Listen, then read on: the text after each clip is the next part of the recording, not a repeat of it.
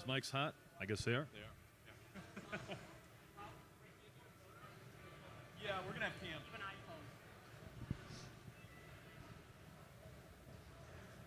Trump thumbs up. This can be the thumbnail even. Too. Yeah. George, let's use these as thumbnails as well. Might want to get a shot of the lesson on golf public in the audience too. Add to the thumbnail. Little ambiance. All right.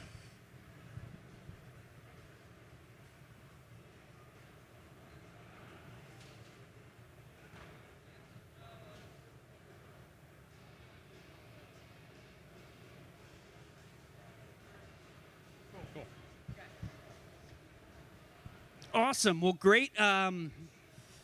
Honestly, great way to kick off, or to tee off, I should say, the Michigan Golf Show as everyone's entering the doors. Largest consumer golf show in America, and it's great to be joined by our good friend for many years, Jeff Lesson. Jeff, how are you? Yeah, guys, great to be here. Kyle, Mike, thanks for allowing me to join the team. Very excited about it. Well, so are we, and obviously, congratulations on 30 years doing Lesson on Golf. Obviously, that is absolutely tremendous, and something that Mike and I aspire to, as we've been in business together for about 7 years now. So if we can get to 30, we're doing something right. Got a real quick story about that. I go to the PGA Merchandise Show every year down in Orlando. You guys have been there, quite familiar with it. And a couple of years ago, some guy goes up to me. He goes, "Do you realize you have the longest running golf radio show in the country?" I said, "No." He goes, "How does it make you feel?" I said, "Pretty effing old, so be careful what you wish for." But, Jeff, it's awesome what you do. I mean, we're super excited to have you join and make the turn and add in the video component to it, much like we talked about the other day. But if you can, I guess let's go back before we go forward a little bit. Can you just talk to us about how it all started with Lesson on Golf? Well, to be honest with you, I guess I'm still a lawyer. I call myself a recovering lawyer now. But I was, a part-time sportscaster on WWJ Radio, AM 950.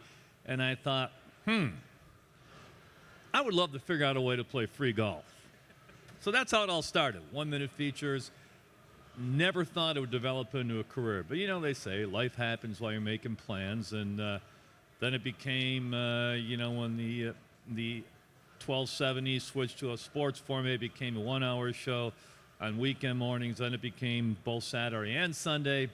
Then about 10 years ago, I cut back a little bit because I wanted to actually play golf on Saturdays. Yeah. Shame on me, I guess. But and you're a great player too. I mean, you were a scratch at one point, right? 5-6 handicap now. There are people in the audience that will call you out in a minute on that, I'm sure. Anyone that's ever played with me, there are some people here probably, or will be eventually.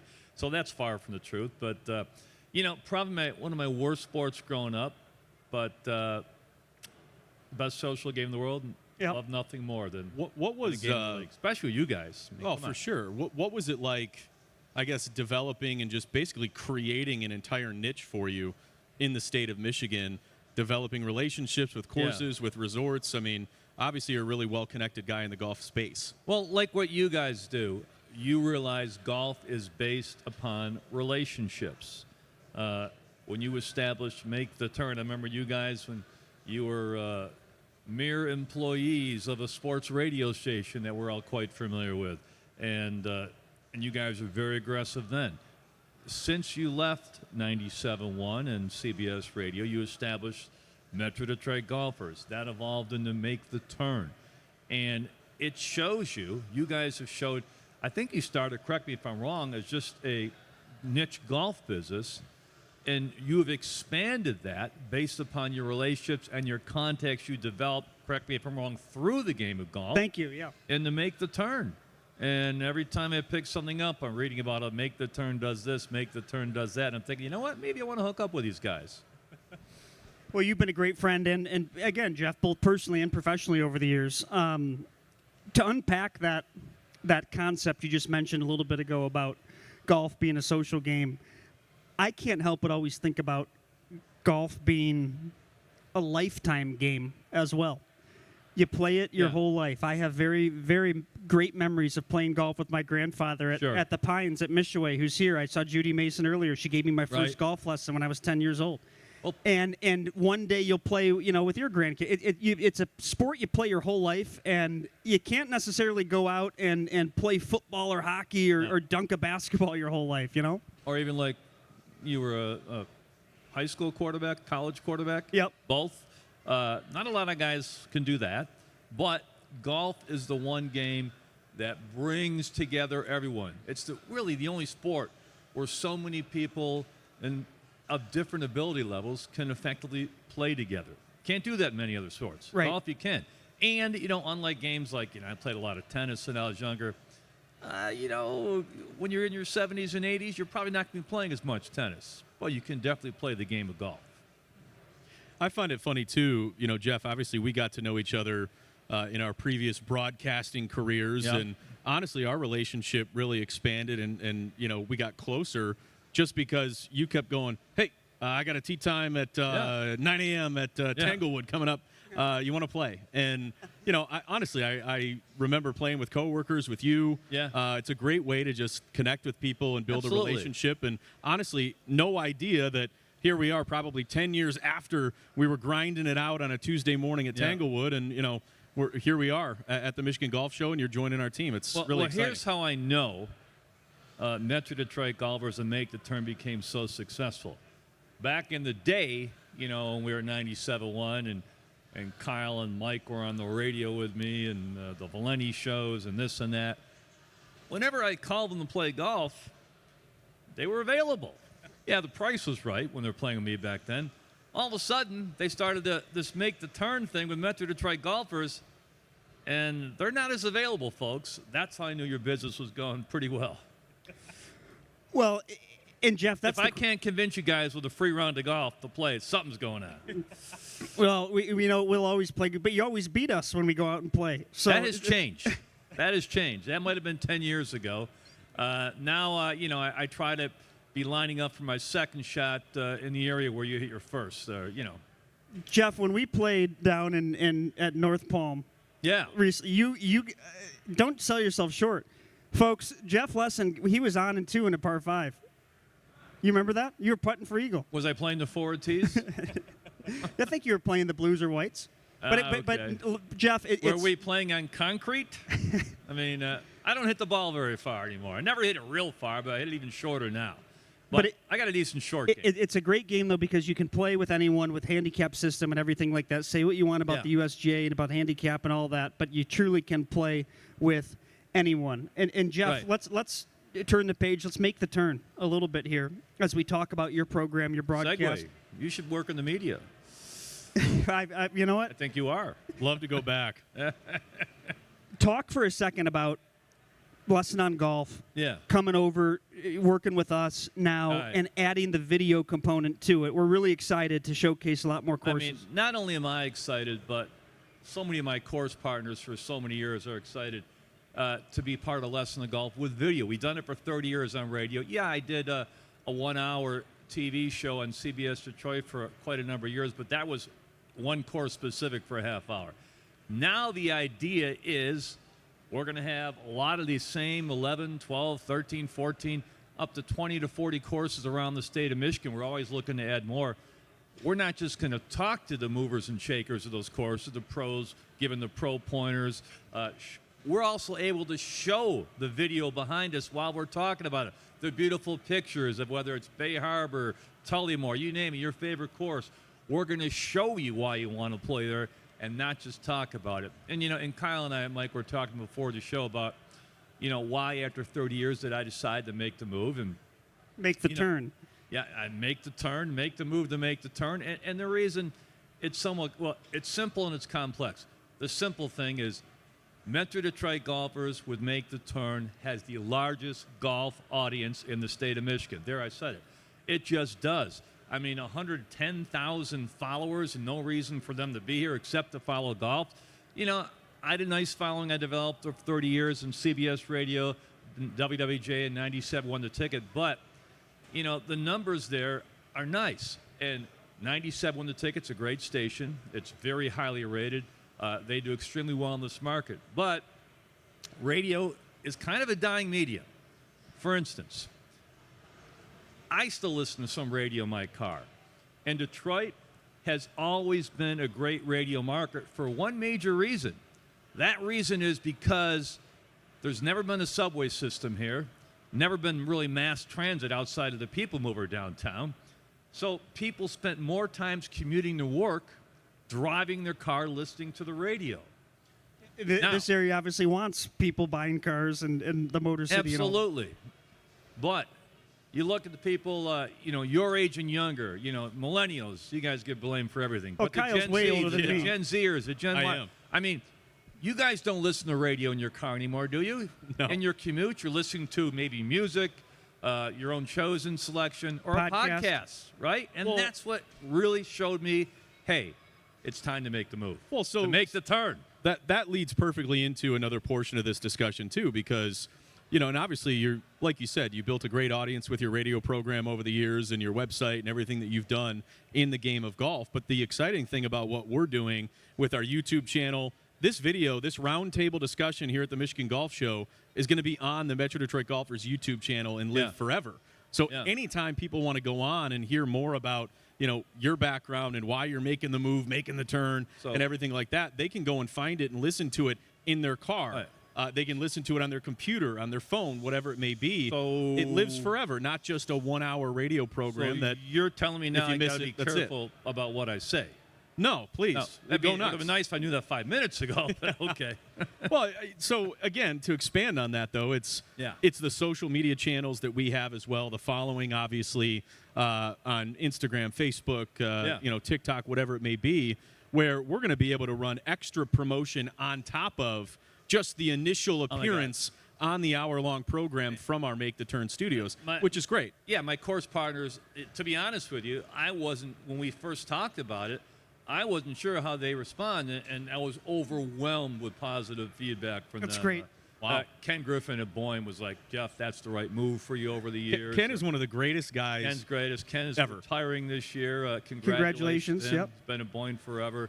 Does a great job out there. Boeing's been a longtime partner of Lesson on Golf, and they all see the value of what your video channel, what your YouTube channel would make the turn and Metro Detroit Golfers Show. What is the actual name of the channel? Is it Metro Detroit Golfers or is it Make the Turn? Or Metro both? Detroit Golfers on YouTube. Metro Detroit Golfers on YouTube. Everyone follow that. if you Make wanna the watch Turn Lesson is our on Golf. marketing media company. Right. Portfolio. Make the Turn's kind of the holding company, right? Yeah, you could say that. And Well, I just Metro did. Detroit Golfers is obviously the media distribution golf outlet. Okay. How about you guys' story? You guys started Make the Turn when you left 97 when the ticket, right around the same time. And look at you now. I mean, Kyle came up to me many years ago for some ideas when he was just a broadcaster. And I said to him a couple weeks ago, dude, I guess you figured it out.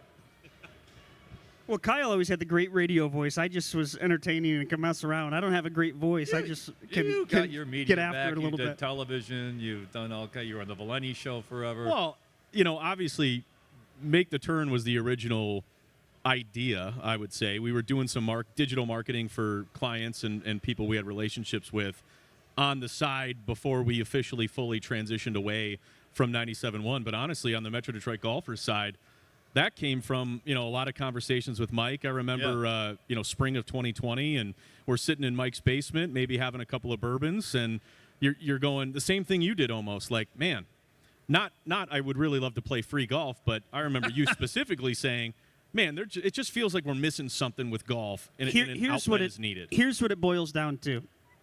This is, even back at 97.1, Lions, Tigers, Pistons, Red Wings, Right. Michigan State. It's nonstop. It's there. But there is such a huge and underserved appetite for golf in Michigan. No doubt. And we wanted to create an outlet of sorts, a news outlet of sorts for that. People eat up the content, whether it's talking about a bunker renovation, talking about a course that's redoing their cart paths, whatever. And there's nothing more that drives that point home than what we're witnessing right now and what we will this entire weekend at this golf show. Yeah. Jeff, you've been here for many years. This is the largest This golf show is largest consumer golf show in the country. It's the largest consumer golf show in the country. Let's put it in perspective. This golf show right here this weekend, this is not only important for Detroit, it's not only important for the state of Michigan. This golf show is important for the United States of America. And the fact that you see so many people walking around and 50,000 people expected to attend, wow, it puts in perspective how big of a state this is for golf. It's the fourth biggest golf state, and it's a cold weather state, 859 courses. It's the number one state in terms of cold weather states from an economic perspective and tourism perspective with golf. It's bigger than New York, bigger than Ohio, bigger than Wisconsin. Along those lines, Michigan has the first, second, and third most public courses in the country, despite having one of the shortest seasons. That should tell you all you need to know right there. I mean, it's a crazy state. And we talked often about value and great golf courses. Folks, I tell everyone around the country, and I get to travel a lot because of my gig, and they haven't been to northern Michigan. I'm like, are you kidding me? It's called the summer golf capital of the world for a reason. The value of golf not just in great Michigan. Courses, but you got courses, name any number of them, Tullymore, Boyne, the best courses at Treetops, Arcadia Bluff, Forest Dunes, Hidden River, Black Lake, you name it. Guess what? Those top courses at those places, you might pay, I don't know, $100, maybe $200 or get the. That's what you're paying for a public round down in Florida. We just played. We paid $200 to play North Palm, which was nice. It was but nice, you can pay $200 like to play Arcadia courses Bluffs. we have in northern Michigan. Well, nothing. Just the elevation change, the conditioning. We don't. The equivalent courses in Arizona are going to be $300-400 easily or more. The value of California. golf. The value of golf in Michigan is unbelievable, and that's why I hope people appreciate it. And one of the biggest questions I ask when I go around the country is to golfers, hey, what do you think of Michigan golf? And there's no doubt it has a good reputation. Now, maybe they're just being nice because they know I'm from Michigan as well. But point being, I think that Michigan has a good reputation nationally with golf. I just don't think people quite realize how good it actually is. And like you've always said, the value of it. The prices that you can pay, you mentioned it, in comparison to Arizona, Florida, Nevada, California, it's so far so much better. And if anything, I just hope people realize that, because I do see people complaining sometimes about oh, it's $70 to golf, it's $80 to golf. You guys go to if that exact same $80 golf course is dropped in Florida or Nevada, it's $200. Yeah, right. So I hope people just appreciate we're not minimizing, the the cost of the game for a lot of people. And inflation is gone crazy in certain segments of the population. It's always going to be there, but compared to other places, no place offers better value and better courses than right here in Michigan. And I still have the website, lessonongolf.com, to save even more money to play these great places. Talk about that for a second, Jeff. With if let's say someone, and you've been around for years, not trying to age you, but if someone hasn't been to Lesson on Golf before, what can they expect visiting lessonongolf.com? Well, what they can expect is the best courses, the best deals in golf. Basically, most everyone you see on the Lesson on Golf show this year are going to, part of the deal is they have to put up rounds on my website, lessonongolf.com, at a discount to first-time visitors this year. So basically, the idea is they know they got a good product. I'm not going to feature them on Lesson on Golf unless they have a really good golf course that I personally played and you would want to play. And so what they'll do is, let's say it's a $100 golf course normally. You might see a twosome available at lessonongolf.com for $150, saving you, each $25 or more per round. And it's available, one time per year per person. The idea is they want to get as many new golfers as possible. But, if you haven't been there in a while, check it out, lessonongolf.com. We have the best place to play. We forgot about the Bear, one of my favorite places, a Grand Traverse Resort, the Bear of the Wolverine, that Jack Nicklaus track I know Kyle recently brought it to its The knees, but gentleman that I it's a just pretty waved tough to, course. I'm going to trip every year with him to the Bear. Hey, I've been a customer of Lesson on Golf in the past. I mean, like I remember, I think it was Now I'm a customer of you. right. I think it was $80, 10 years ago or whatever it Yeah. was. I bought a couple of twosomes for the Bear or Yeah, whatever. I mean, it's it truly incredible. is. It's a phenomenal website. There's a ton of great deals and Is there but good value. As you said, at places that you want to go and play and really Yeah. enjoy. Is there an average savings value that you can calculate, or is it all over the map? I would say I would say at least 25%. And I don't want to minimize. God, Yeah. I know I'm forgetting some courses, but around here, Moose Ridge, the Orchards, some of the best public courses in Southeast and Lower Michigan. They're all part of LessonOnGolf.com. They'll all be featured on the show this year. So please go to the website. You'll see the specials we have for there. You can only buy one per year, one of each course, I mean. And then we have Northern Michigan deals. We'll have Crystal Mountain, their courses. I mentioned Black Lake, Hidden River, Explain what happens if a golfer goes out Danny Creek. and buys the golf, twosome or foursome, whatever. Yeah. Is it a voucher they print off? Is their name on a list It's or an what? electronic. As soon as you buy something online with your credit card, you're immediately emailed the certificate, and you just make your. You just tee show time up. as You book your. usual. From a logistics perspective, so that people know, and this is important. You'll then book your you'll book your tee You'll time call at the your- course. book your tee You'll time pay at the clubhouse Yeah, with just the like voucher. anyone else would. You'll get the emailed certificate from LessonOnGolf.com right away, and you can just book your tee time normally, however the course wants you, either online or call them, however you normally do it.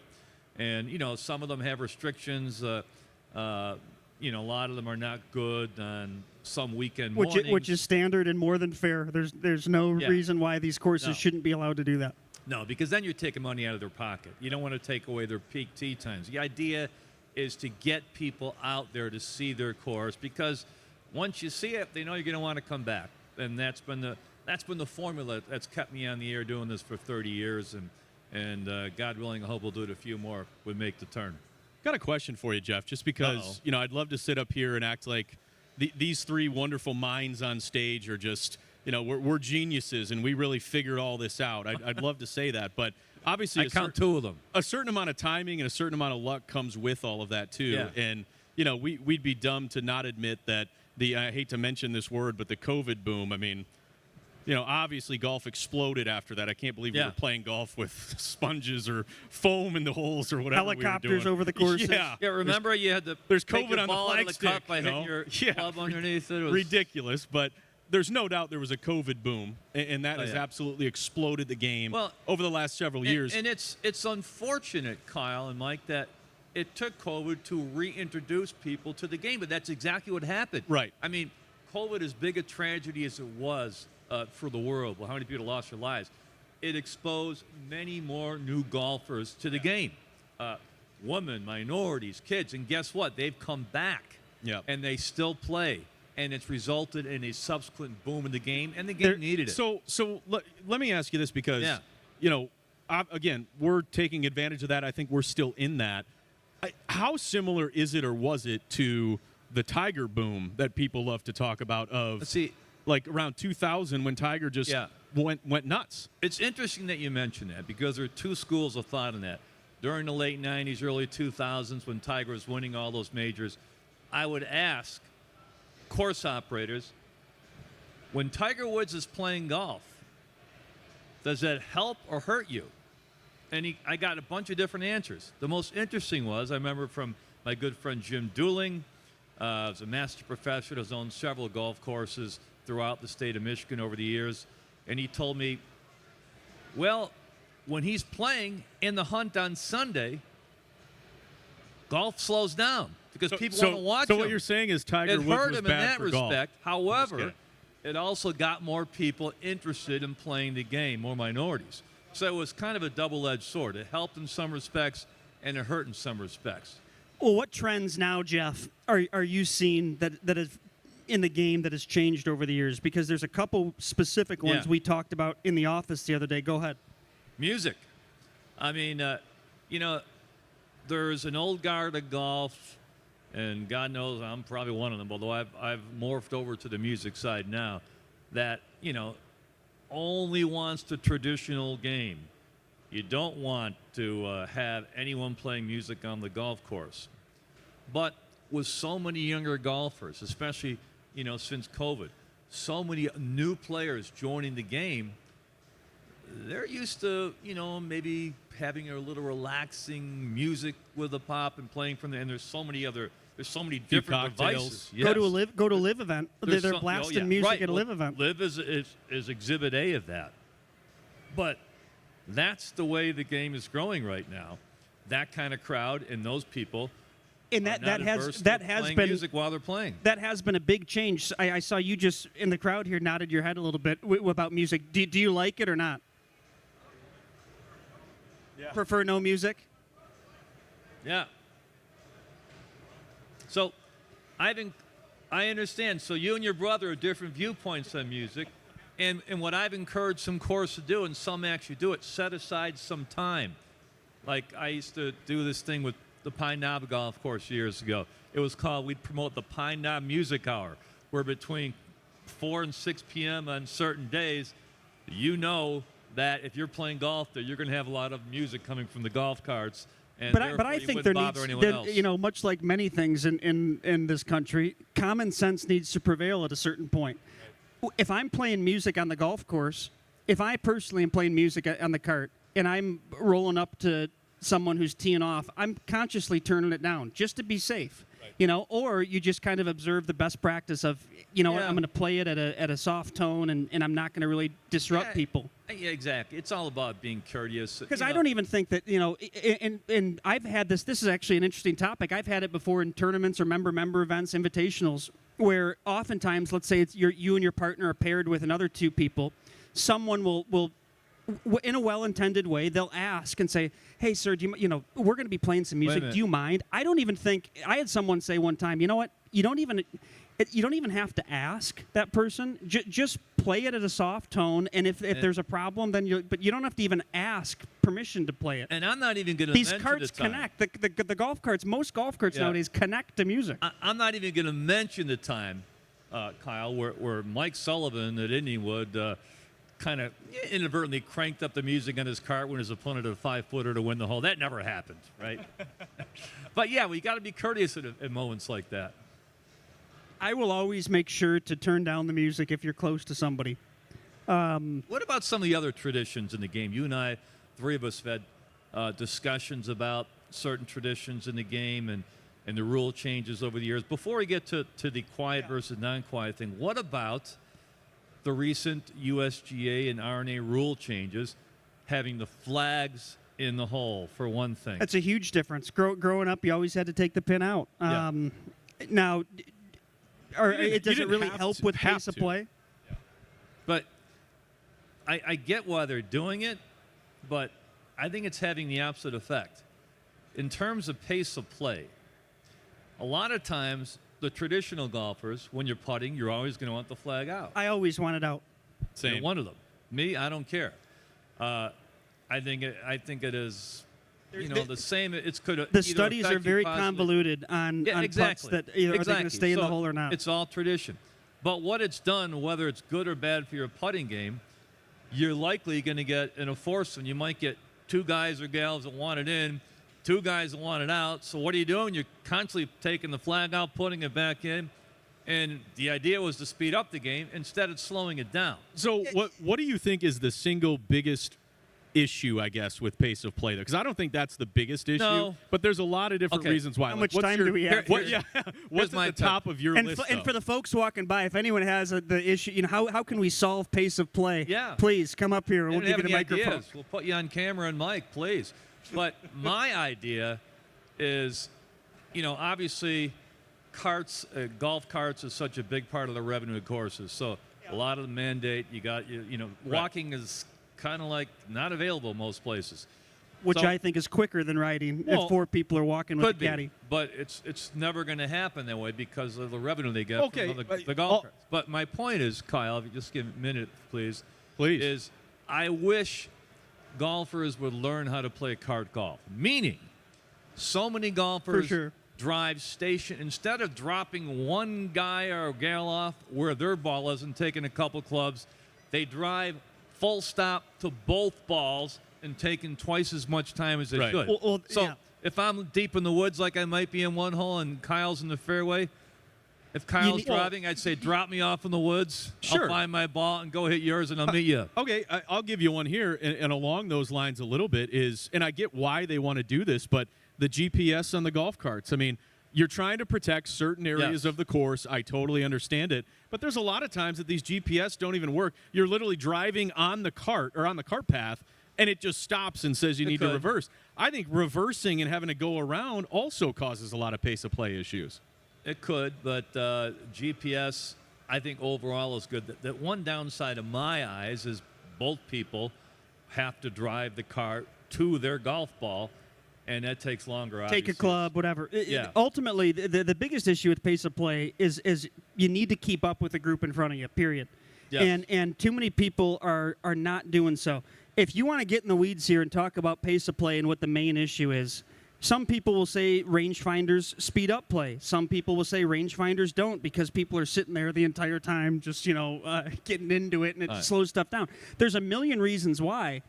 I think that ultimately it's people being aware of their surroundings and needing to keep up with the group in front of you. Now, to your point directly about cart golf, what we've seen as well, especially on the private club level, there's a lot of private. We work with a ton of courses, both public and private. And I'll tell you that we've seen on the private side of things, there are a lot of country clubs that require new members to go through some sort of an orientation program. Yeah. And because there's a lot of younger members that might not be aware of that stuff, women, kids, other people. And I think it's a great program that these country clubs do. If you're not a golfer, if you're not someone who grew up playing or who caddied or who has been around it a ton, it's almost you can't expect people to know exactly where to walk, where to stand, where not to park the cart. Little things, shadow in the line of a putt. Don't stand behind someone when they're putting. There's so many little intricacies of golf that I think there needs to be a better job. And I'm interested to talk to the GAM and PGA of Michigan about this later, about that education process for people, because there needs to be that. What if we kind of delve over into some of the tradition aspects of the game of being quiet that you and I, three of us, have talked about, albeit recently? And I want to ask a member of our audience, are you a baseball fan, sir? Not a baseball fan. All right, but you look like a smart guy. What do you think is harder to do, hit a 100-mile-per-hour fastball or a golf ball in a tee? Obviously, unless you're a pro baseball player, hitting a 100-mile-per-hour fastball is very difficult to do, right? We can agree on that. Still, why is it okay to yell and scream while someone's trying to hit that fastball at Comerica Park, but you better be definitely quiet when someone's lining up trying to hit a golf ball? And I got an answer for that. It doesn't make any sense, except it's all based on the tradition of the game, what people have watched on TV for many years in the PGA Tour. Nick Fowler will see a guy moving in the woods 100 yards away, and he'll point him out, get him out of, whatever. I mean, it seems so silly when you think of it. But, yeah, it's what everyone's been used to. It's because the undercurrent is silence.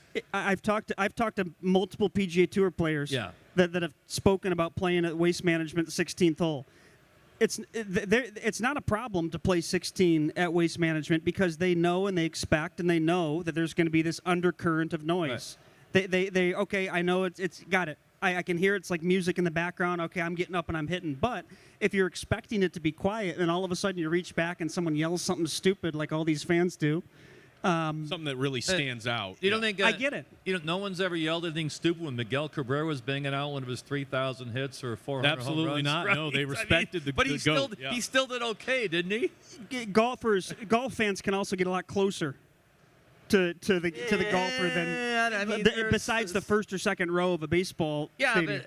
But it's not damaged. In some ballparks, Tiger Stadium, you're like 30 feet away from the hitter. But you also wouldn't. You're also not going to hear that as much because there is that undercurrent of noise. If it's dead silent, you could hear so much as What I learned over the years is certain athletes have rabbit ears. They're going to hear anything that's negative.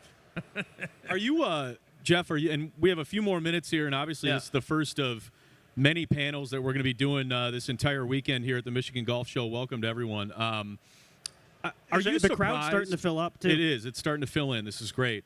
Are you surprised at the sheer amount of athletes, stars, actors, our President Trump, anyone who plays golf and just promotes the game of golf? I mean, NBA players, hockey players, football players. It seems like everyone is creating a golf YouTube channel at this point, and either doing it as a guest or doing it as their own thing. I mean, it's crazy how much it's all taken off. It kind of goes back to what you're talking about. It's the one game that everyone can play together. Doesn't matter your gender, doesn't matter your ability level. You can play golf usually in the same foursome, and there's no other sport you can do that to. So, right. That's why you'll see people from all walks of life gravitate towards golf eventually at some point in time. Everyone's going to try it, and most people are going to like it. It truly is, and to that point as well, for everyone walking around. By the way, I'm seeing a lot of women walking around, and this is Ladies' Day at the golf show. I didn't know that. We're going to be having because of Ladies' Day, and not even because of it, we were going to do this anyway, but we're going to be hosting a panel at 7 p.m. tonight. Allison and Carly on our team are going to be hosting a women in golf panel, and I'm seeing a lot of people walking around, stopping and listening as I'm saying this. So make sure you're back here for that, because we're going to be talking about a lot of the numbers and stats around that.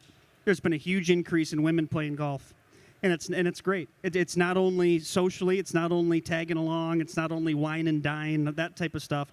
There is a 30% increase the past 4 years of women getting into the sport of golf.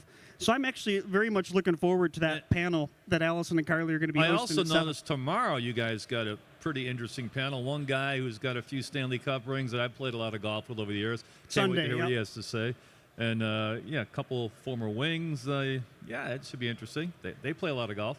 We have some great panels lined up. I've seen Adam Ickamus, Kevin Helm, multiple people walk by just now.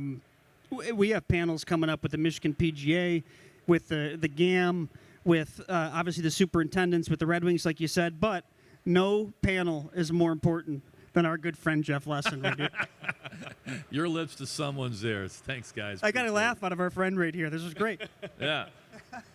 Well, Jeff, obviously, just to wrap it up, we're looking forward to you bringing your show. 30 years, Lesson on Golf, lessonongolf.com. His show is officially coming. Congratulations. To the Make the Turn Studios. It's going to be on the Metro Detroit Golfers Network. So Beginning Masters Week. Beginning Masters Week. Thursday. Well, that's a perfect way. You knew where I was going. This is crazy. I thought of this like 20 minutes ago. Is Tiger Woods winning the Masters? Let's end with this. No. Will Tiger Woods win another golf tournament? If he plays a Champions Tour. I mean, the Seminole Pro member? member? Finish this. All right, obviously, I took a lot of heat for a certain prediction I made. I want to give you a little background. We can maybe end on this. 2009, Tiger Woods was on top of the golfing world, won that ill-fated Thanksgiving weekend. He kind of got caught doing something he should have been doing. And his world's kind of spiraled out of control. Tiger Woods has always been about control. He lost control of himself and of, what he could do and what all the issues that came along with it. And at that time, I thought, you know what? He's going to be too distracted to win another major. I just said that one day in a Lesson on Golf show. And, people reacted. They go, you're nuts. And then I just kind of played with it for years. You almost had it. I mean, you were right for a decade. In 2019. Oh. So for the next 11 years, he did not win a major, and no one else would have predicted that. Well, and you played into it over that next decade. Yeah, you think? So Jeff, I worked it. when Tiger walked off 18 at Augusta National in 2019. It wasn't the best day of my life, but that's what you're asking. But did you? I know you were probably upset because you thought you were so ironclad that he'd never win again. But was part of you like, wow, that's cool that Tiger did that? Yeah, sure, it was great for the game of golf. Good. I mean, I never hated Tiger. Oh, and now look at his son Charlie's going to Florida State, great golfer. You and I spoke with him at the junior am at Oakland Hills. Yeah. So he's spending time with him. President Trump's granddaughter, Kai Trump, Tiger's basically her stepdad now because Tiger's dating Vanessa Trump. She's going to Miami. She's a great golfer. So Tiger obviously has a lot of things going on amidst trying to just get back and not ruling out the Masters yet either. So Yeah. we will see, but I certainly hope he wins again. I know you don't. You know, it doesn't matter to me. He's good for the game. So Well, Jeff, I hope he before wins we big. wrap up, again, you've had this is the 30th year of Lesson on Golf. You've covered all sorts of events, majors, Ryder Cups, big golf events. Is there maybe one story you could share? It doesn't necessarily have to be about Tiger, but maybe it's about another golfer or just a story about covering an event that really has stood out to you over the years. Well, two quick ones. Probably the best gig of my career, besides working with these guys, of course, now in Metro Detroit Golfers, was I got to do play-by-play for the Ryder Cup at Oakland Hills and Westwood One Radio. Wow. And I'm in the tower above the 18th green. And I'm thinking, this is going to be so awesome. They're going to all be playing right in front of me calling this action. If you remember, the Americans got waxed like there's no tomorrow. I mean, what was the Of score? course. 16 So to annoying. 4 or something crazy like that. So the whole weekend, there was maybe one or two matches that actually made it to the 18th hole. So I was basically looking at crickets, tossing it to reporters out on the course the whole week. My final story is about Phil Mickelson, who Mr. Sullivan was a big fan of a few years ago at the inaugural Phil and I go Rocket way back. Classic. Yeah, apparently. So there was a story in the media that week, and one of the newspaper writers wrote about Phil and his sports betting past. And it was, I guess the story was true, but Phil didn't like it. It was And- completely irrelevant going into the tournament, though. It may have been, but I'm not saying it wasn't. But it was a true story. Whether it was appropriate at that time is another discussion. But it was true, and Phil got angry, and Phil went out and said, "Well, why should I play in this event, the Rocket Mortgage Classic, if I'm going to be treated this way?" I went on the air the next day, and I said, Phil, the Rocket Classic raises so much for charity. It does so much for the city of Detroit. Why penalize the city and the golf tournament just because you don't like what a certain writer wrote? And, I thought that was a reasonable response, but apparently Phil disagreed because I went on my Twitter, now X account that day and said, "You've been blocked by Phil Mickelson." So Then I was able to step in and help either the situation. Phil was though. listening on the way to the course or his agent was or something, but Well, I whoever was that pretty writer surprised was at should have been that. fired for writing that story. That was completely Yeah. pointless, and it didn't represent the city of Detroit. Yeah, well but at I all. still don't think it had anything to do with the city of Detroit. One writer's going to prevent Phil Mickelson from coming back to the Media city. should be encouraging people to come to Detroit and be happy to be here, not discouraging. But That's a whole nother discussion. that's a debate for another day. Yes, it is. Well, Jeff, we're pumped up to have you, joining us for the 30th year of Lesson on Golf. A credit to you. We've learned a lot from you over the years with just the industry, with business, friendship, and we're very, very much looking forward to see where it goes, especially now adding video to it. So honestly, I know you agree. No better way to I keep saying kickoff. I'm gonna start saying tee off. No better way to tee off the golf show than to have you as our first panel. Our great friend, and we appreciate it. And we're going to play some golf soon as well down in Florida, Yeah, so we'll can't look wait. forward to that. Looking forward to Best it, deals guys. in golf. LessonOnGolf.com. Jeff Lesson. Thanks, guys. Thank you. Thank you, Jeff. Thank you. Good stuff. Thank you.